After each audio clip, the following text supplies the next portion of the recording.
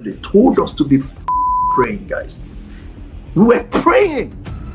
They're still praying in Nigeria. I'm tired of everything Christianity. I'm just tired. I'm tired. That's what my dad taught me all the way. We saw police take bribes. They said God will solve it. God didn't do jack. This is the story of a pastor who came from hardship in Nigeria and rose to become a prominent pastor in England, rubbing shoulders with some of the highest politicians and diplomats in the country. This is a story about the misuse of power and how absolute power can corrupt absolutely. While most Nigerians are chasing honest livings and working hard for their money, every once in a while, a few bad apples taint the hard work of their fatherland. Welcome to NaTV. Before we jump in, please like, share, and subscribe to the channel. Thanks. Without further ado, let's get to it.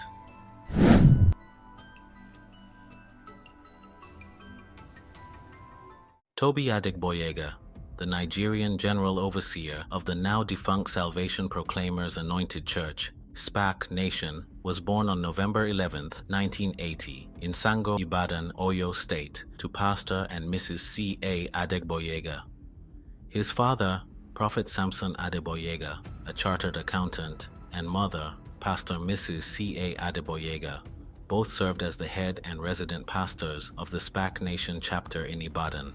His younger brother, Dapo Adeboyega, serves as the resident pastor of SPAC Nation London. Tobi Adeboyega is a cousin of the British-Nigerian actor Bamidele John Adeboyega, known as John Boyega, with whom Tobi briefly resided after arriving in London from Lagos in 2005. According to Tobi, he left Nigeria as a lawyer with a first-class degree with the hopes of earning a PhD and establishing a better life in the United Kingdom. During the early beginnings of what would ultimately become SPAC Nation Ministries, a then 28 years old, Tobi began his pastoral career in 2008 with a 3-person membership. Holding true to claims of a divine mission to aid young, impoverished black people caught up in the world of crime and gangsterism, he started his church in Peckham, a neighborhood in southeast London, but eventually relocated it to Croydon, North London.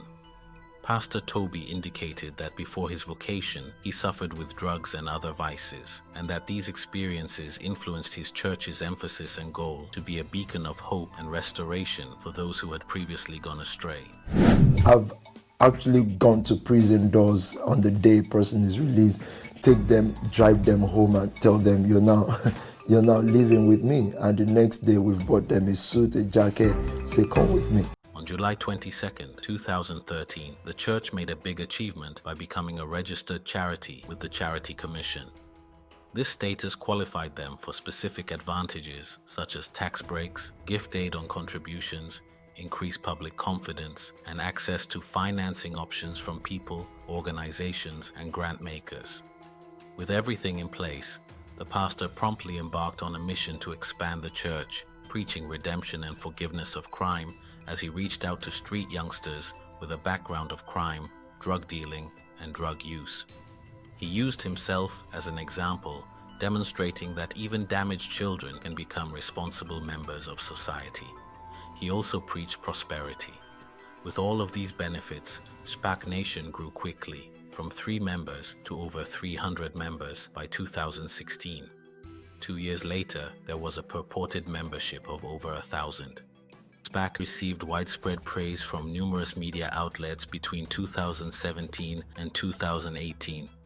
The church received plaudits from the government, police authorities, and the Mayor of London's office, as well as being featured in a major BBC documentary for its self-proclaimed efforts to combat gang and knife crime in London's black population.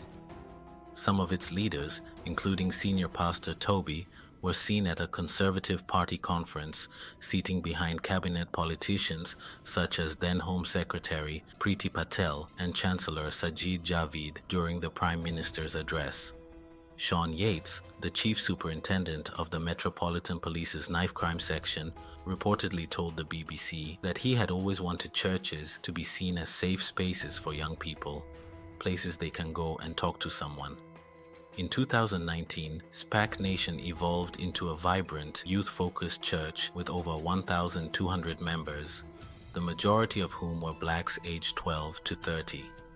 Notably, 55% of the congregation were former offenders.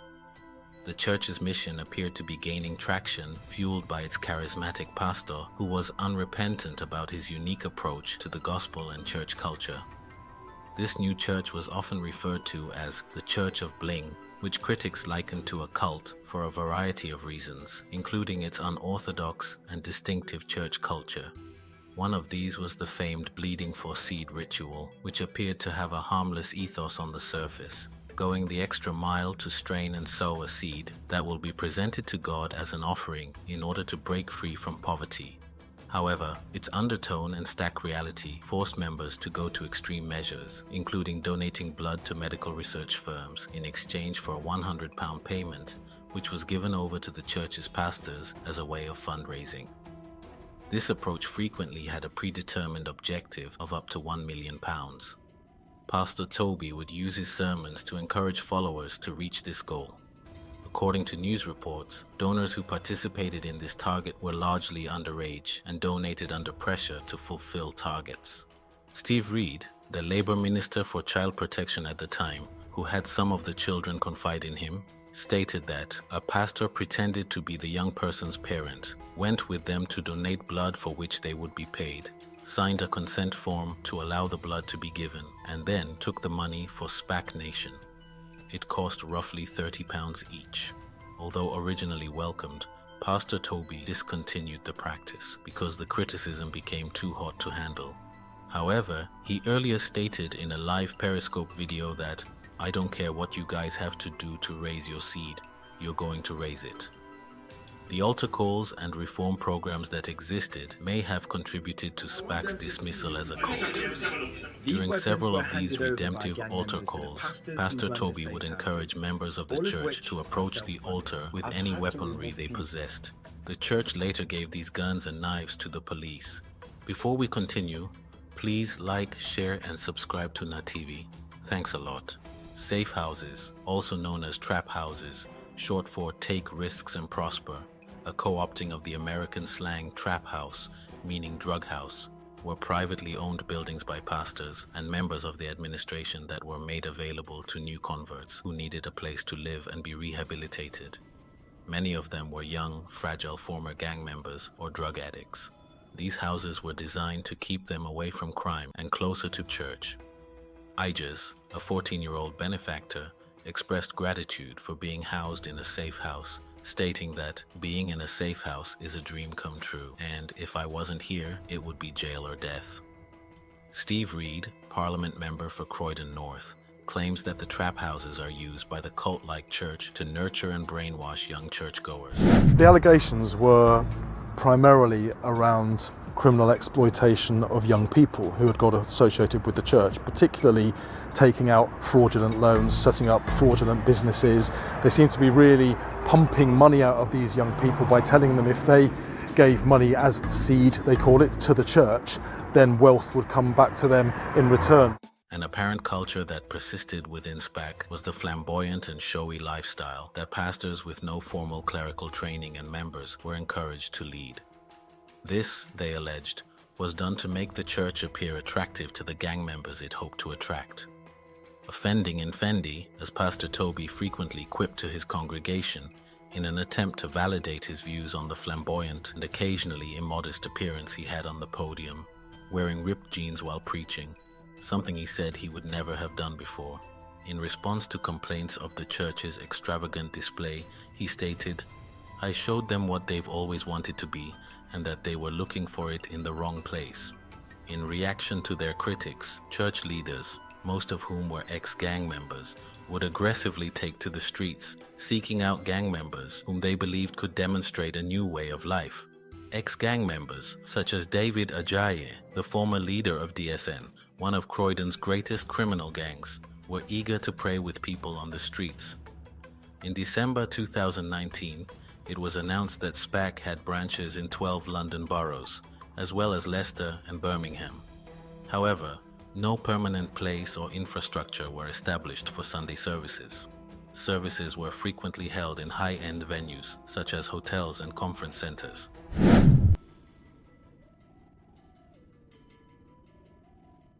In 2019, a cascade of charges surfaced, including fraud, financial exploitation, and misconduct with female minors, which persisted unabated.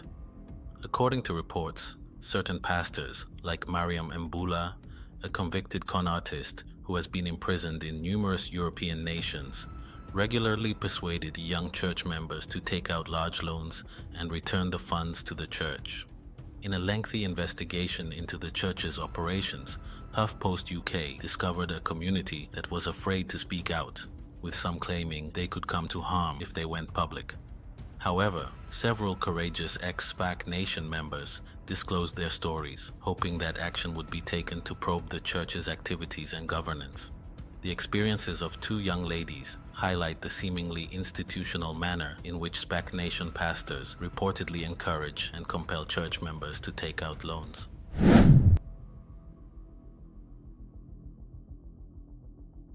Toya Mary Sofidia, a 28-year-old university student from East London, admitted she was at a vulnerable point in her life when she started attending SPAC Nation in January 2018.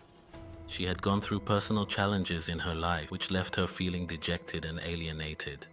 A devout Christian, she left her former church after failing to receive the assistance she required from members during a particularly tough moment.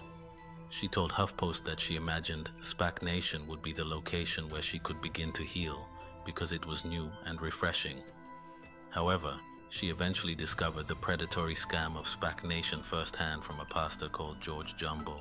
Things just move on very, very quickly at SPAC Nation. Yeah, it's like you've just got it, you're just constantly kept on your toes. You know, I got to know people, I got to meet people. At this point in my life, I was very vulnerable. Within a few weeks of joining the church, Toy met Pastor Jumbo at a fellowship service, who promptly welcomed her despite her vulnerable state at the time. Over the course of several months, the two got increasingly friendly and communicated often via WhatsApp, often late into the night. As they communicated, the pastor began to pressure Toya to make more money, as Pastor Jumbo sent her a video of himself flashing off wads of cash totaling £5,000, which he claimed were the fruits of his successful cryptocurrency trading business. By that point, she had told the 23-year-old pastor that she was having financial issues, had been in and out of jobs, was juggling low-paying music gigs, and was nearing the end of her overdraft. Jumbo eventually convinced Toy that he could get her involved in trading, but she would need money to invest.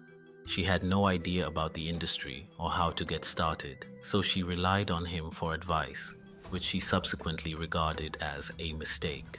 Toy found this narrative regarding cryptocurrency trading credible because she had heard other members of SPAC Nation claim to earn significant earnings in this manner and discuss it openly in the church.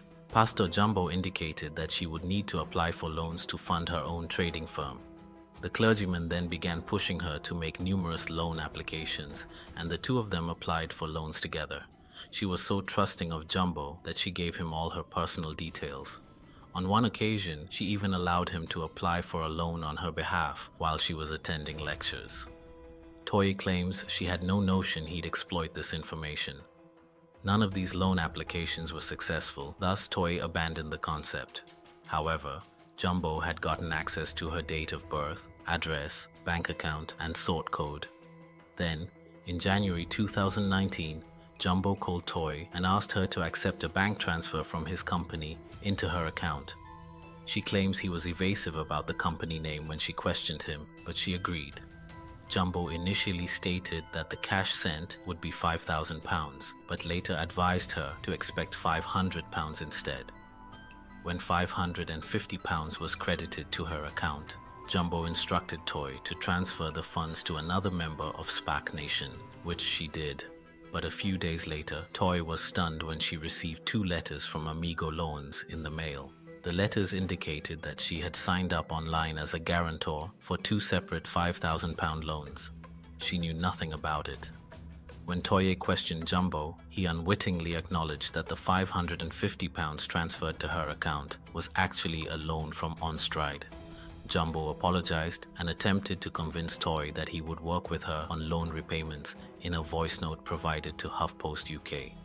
Within a few weeks, the SPAC Nation preacher had arranged a £10,550 loan against her name without her knowledge or consent. This definitely indicates fraud, identity theft, and a violation of the GDPR legislation and the Data Protection Act. They're not leaders. Leaders don't do that. Leaders do not misinform. They do not mislead. They do not abuse trust. Those who are leaders, who are doing that, shouldn't be in those positions. Before we continue, please like, share, and subscribe to NatTV. Thanks a lot. SPAC Nation senior officials attended a meeting to discuss her situation, and she stated that as a result, she was granted £550 cash to pay off the loan in her name, and George Jumbo confirmed his involvement and was forced to apologize to her. However, no further action was taken against the pastor by SPAC Nation. This presumably allowed him to continue having access to the church's congregation in his pastoral function. When contacted by HuffPost UK, Pastor Jumbo stated that, according to the allegations, he and Toy had a previous agreement solely for business purposes and nothing to do with church, and the situation had been resolved. Toy left the church right after that.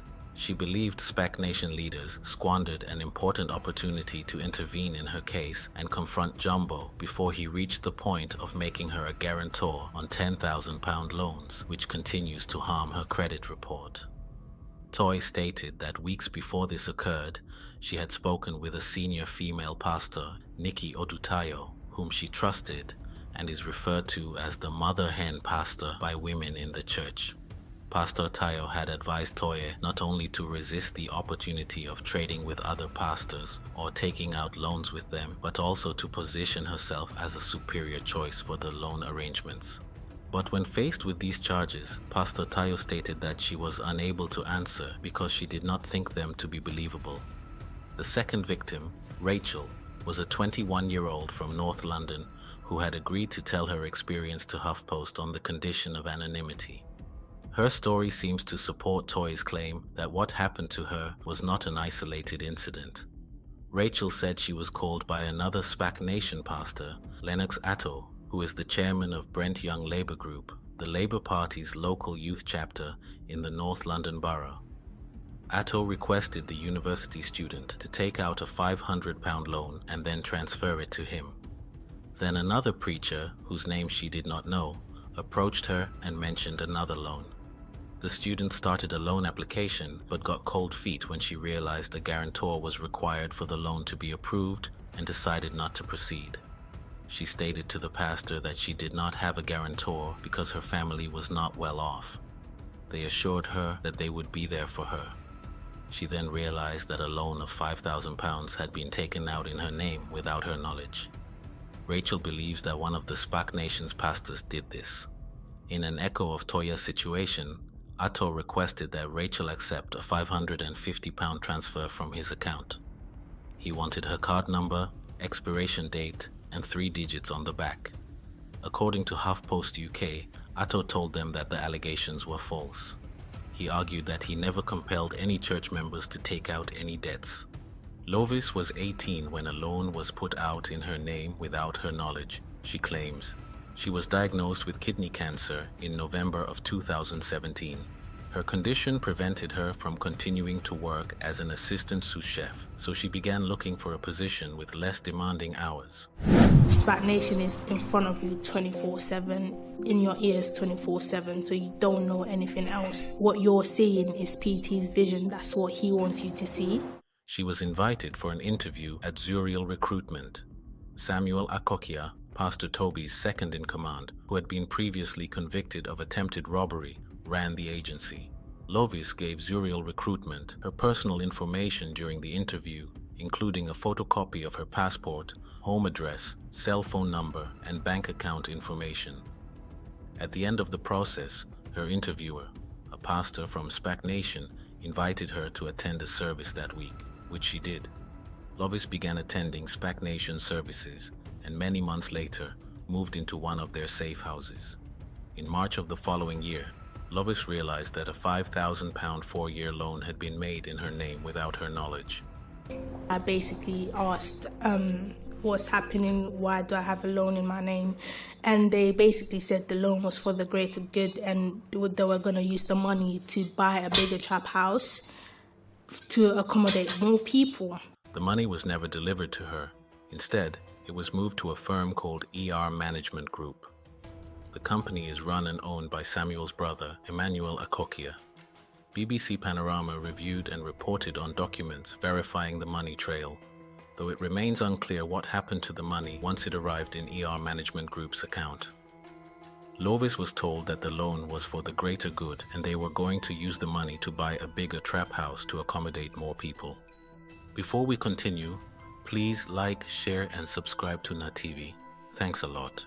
Lillian Okolie, a Croydon-based youth worker, told HuffPost UK that she knows of at least 6 young people, including students, who were coerced or aggressively encouraged to take out loans.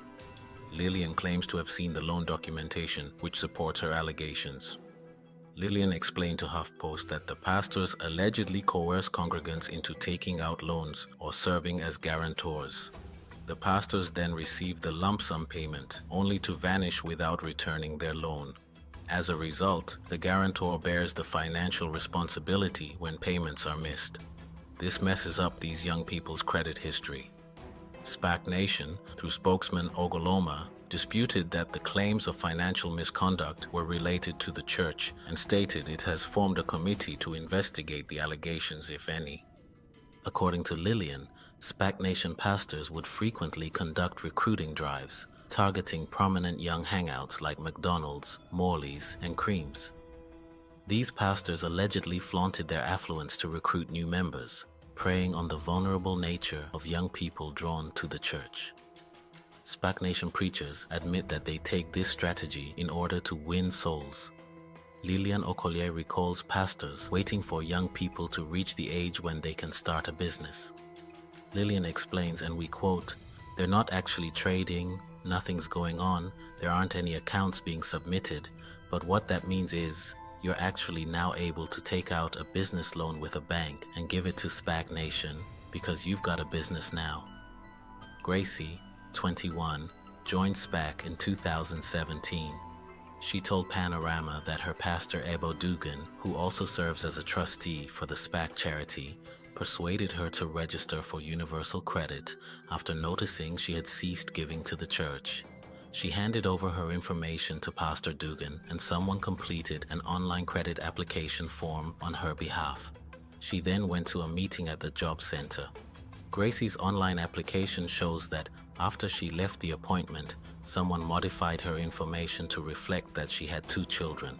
This qualified her for a £1,200 loan. Gracie was told by her pastor to deposit £900 of the money into 2 accounts and keep the rest, but she was later probed by the Department for Work and Pensions, which fined her £600 and ordered her to reimburse the £1,200. This completely ruined Gracie's credit and put a target on her back from the legal system.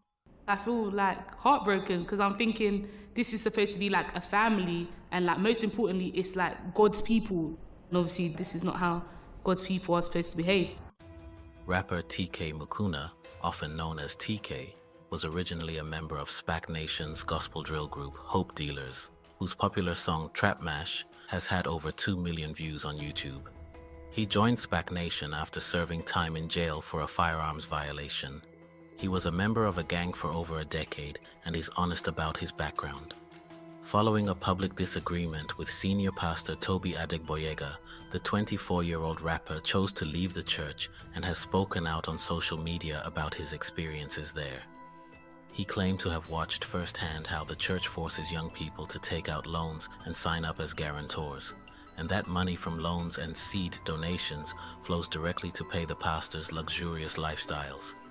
He explained that the pastors keep some of the money for themselves and pass the rest on to Pastor Tobi.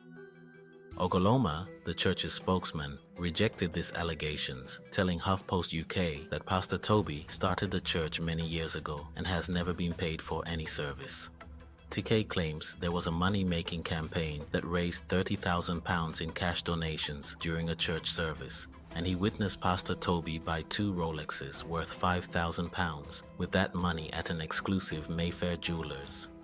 HuffPost UK backs up this claim with video footage that appears to show Tobi Adeboyega and his crew at the shop. TK also said that eating at the 5-star Dorchester Hotel in Mayfair with Pastor Tobi was not unusual. He says most of SPAC Nation's meetings are held here, and the pastor is even well known in the hotel, even having his own parking spot. Former students Toye and Rachel agree with TK's contention that money provided to pastors is utilized to fund their lifestyles. Before we continue, please like, share, and subscribe to NaTV. Thanks a lot.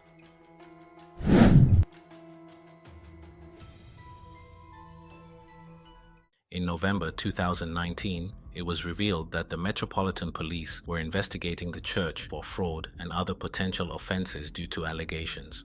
Steve Reed, Labour's Shadow Minister for Child Protection, chastised the police for failing to respond to earlier concerns.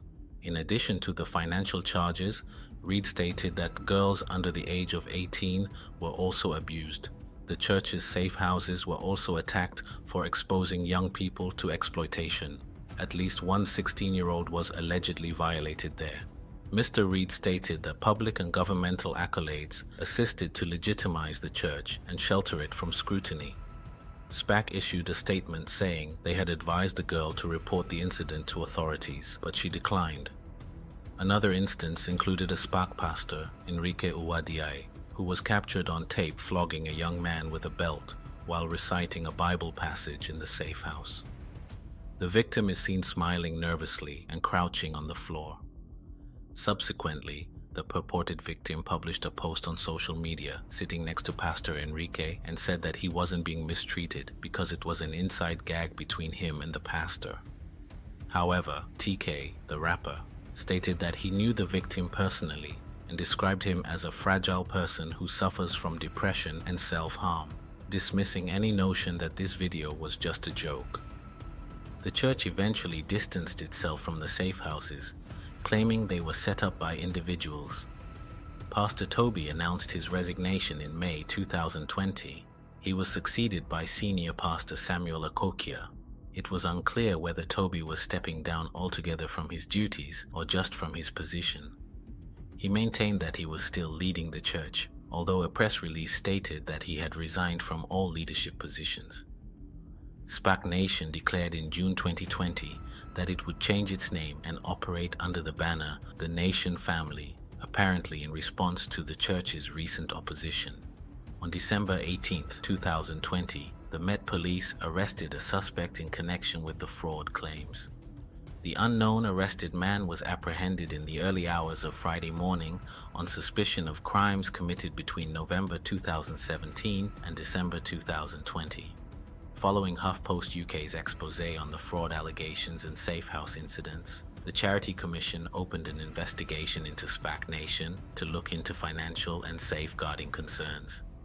SPAC Nation was declared insolvent by the Insolvency Service in June 2022 and forced to close its doors. It was found to have suspicious or erroneous accounting documents that failed to back up its claims of donations or stated expenditures.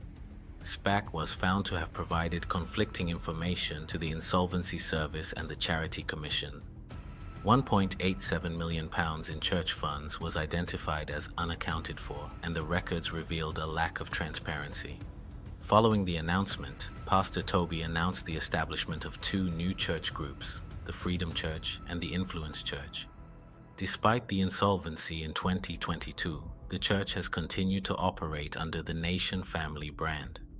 The pinnacle of these charges appears to have occurred on November 17, 2024, when SPAC members clashed with members of a counter-protest organization called Let the Youngers Go, led by former SPAC member TK in Croydon. The group claimed to be victims of SPAC Nation. The police were called to the tense incident.